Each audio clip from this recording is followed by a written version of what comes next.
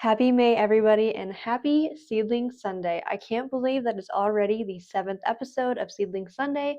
The garden is getting huge. We already have things blooming and a few little things that are already growing that I can't wait to share with you guys and show you, along with a bunch of other exciting different things to go over. This week's video is again a little bit different. We go over a couple different things regarding the greenhouse and the garden and projects that we're going to be doing up there. And this following week, there is going to be tons of outdoor content because the weather is going to be beautiful, almost up into the 70s here, which is almost summertime weather for me.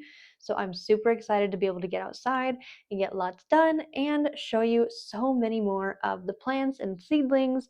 We're even going to talk about starting new seeds this late in the season. And mind you, it's really not that late depending on where you live. So all of that we'll go over in today's episode of Seedling Sunday.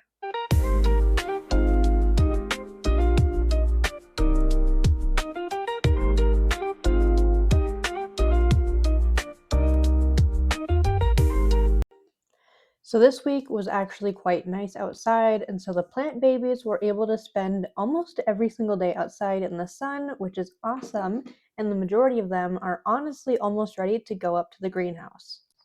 That doesn't mean that anything can be planted outside just yet because, again, the last frost date here isn't until June 3rd. But the greenhouse does stay significantly warmer than outside, which is obviously what a greenhouse is supposed to do. So I think I'll actually end up transferring quite a few of these guys, especially all of the corn, few of the cucumbers and tomatoes up to the greenhouse. And that way, when the time comes, it's going to be even easier for them to go right outside. The weather where I am located versus where my garden is located is just a little bit different, so I do want to make sure that these guys have the best chance possible, and that means acclimating them the best that I can. So I've been keeping them outside here for quite a while now. Honestly, as long as it has been warm, they have been outside. And then, like I said, probably later on next week, they will go up to the greenhouse, and that is where they will stay until they can be planted outside.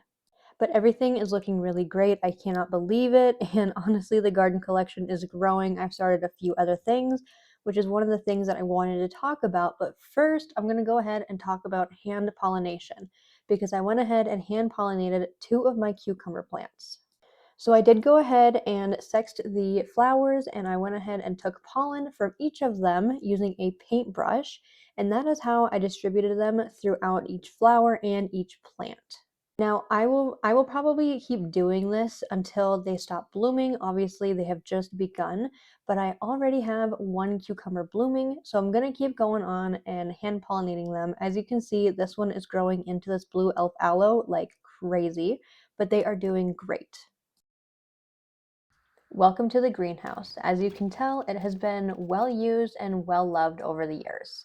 This was originally my Nana's greenhouse that she has probably been using now for close to 20 years, and she gave it to me 2 years ago so that I can now start using it for all of my garden projects. I'm really excited. As you can see by the look on my face, there is definitely a lot of work to get done. Starting off outside, I do leave everything in the fall. That way all the critters, bugs, they all have a place to hibernate for the wintertime, and come spring, they have a safe haven to be when everything else is being chopped down. So when I finally get to it, this is what it looks like. And once everything starts growing and is really beautiful, I'll show you guys that, and it'll be even more amazing compared to what it is now. So I basically just go through and rake out a large majority of the dead grass and plants that I can just rake out. Then I will go in with my hands and start pulling all the grass and everything.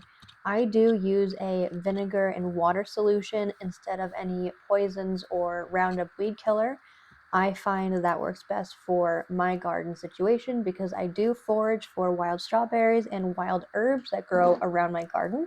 So if I were to use something like Roundup, that could potentially harm the things that I am going to ingest and put into my body. So vinegar and water is the safest option for me. This is going to take quite a while to get through and get caught back up again on getting all of the beds cleared out around the greenhouse. I have started up around my grandparents' house, and that is where I've been spending the majority of the spring doing all the yard work. This is actually kind of the first week that I've been able to be down in the greenhouse solely doing work down here. So as time goes by, it'll just be looking better and better as each project gets checked off the list. And this is what I do right now until the four-wheeler is up and running. I just carry little buckets to and from my greenhouse full of all this plant waste. I honestly had a mini heart attack here. I was going through and pulling old grass and leaves and stuff and stumbled upon a snake shed from last year. While I do respect the snakes, I leave them, I don't mess with them. They do still spook me when I see them, even though I know that they are there. So I wasn't quite expecting it yet because the snakes are definitely not out of hibernation yet. It's not warm enough for them yet by any means. So, minus that, I actually find this to be pretty relaxing. And one of the things that I enjoy doing the most in the spring is actually just coming out and doing yard work like this. I really enjoy sitting and listening to the birds. The dogs have an absolute blast running around, spending the day outside, being active, and I'm able to get quite a lot done. I am going to be starting its own video series where I document solely all of the work that I'm doing at the property and mainly my greenhouse and garden, so make sure to stay tuned for that. As you can tell, the dogs are really happy that it is almost summertime. This is just the beginning stages of what the cucumber looked like at the beginning of the week last week, and now it is getting quite big. As you can see, this entire plant is getting huge and is growing like crazy. I'm gonna have to come up with some sort of a trellis for it to grow up. It's actually holding on to a green onion that's growing next to it. This cucumber is growing into this blue elf aloe like crazy and is doing really well. I'm not sure if I'm actually going to transfer either of these guys. This one doesn't have any cucumbers on it quite yet. But the raspberries aren't going to be far behind as far as blooming and getting ready to produce berries. They have started to fluff out and have all of their budding leaves out.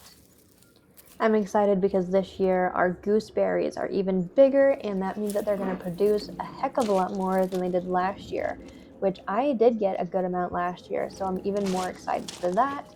And over here, as you can see, our strawberries are coming back, and this is actually chocolate mint that I had planted last year, and that's coming back as well. So this little bed is super happy. Gardening is definitely a labor of love. It's not something that you do unless you really enjoy doing it because there's a lot of work that goes into it. Not only do you have to care for all these little guys, but at least where I live, you have to bring them in and out every single day. I wish I was able to put them all on one rolling cart and wheel them in and out, but unfortunately, that's just not possible right now. So until these guys are able to stay outside 24/7, this is what I do every single day. And I do it because I genuinely do love the little guys, and I'm really excited to see everything that my garden is going to produce for me this year. I'm a big believer that the more you pour into something, the more you're going to receive in return. So, by pouring all of this time and energy into the garden, I know it is going to produce like crazy for me. This is another one of my tomatoes that's getting quite big. I do have one that is currently blooming, and that will get ready to be transplanted outside. This is kind of an overview of what everything is looking like. As you can see, we did lose a few things, and that happens with gardening, but everything is looking really, really well. Even our little apple trees are doing great, and I couldn't be happier with everything. And here is our little baby cucumber, the first one of the season. I'm having so much fun with this plant series with you guys, going over all my seedlings and everything that I'm growing in my garden, and I'm definitely going to continue with it. But I am curious, what else are you guys interested in? Do you want to learn more about my houseplant collection and all of those? Do you want to learn more about what I'm going to end up doing with all of the veggies and produce that I grow? What is it that you guys are truly interested in seeing? Because there's a large variety of different things that we can go over. And if you enjoyed today's episode of Seedling Sunday, I highly recommend you check out some of my other episodes where you guys go ahead and watch these little babies go from seed to producing garden plants. So check those out, and I will catch you guys on the next one.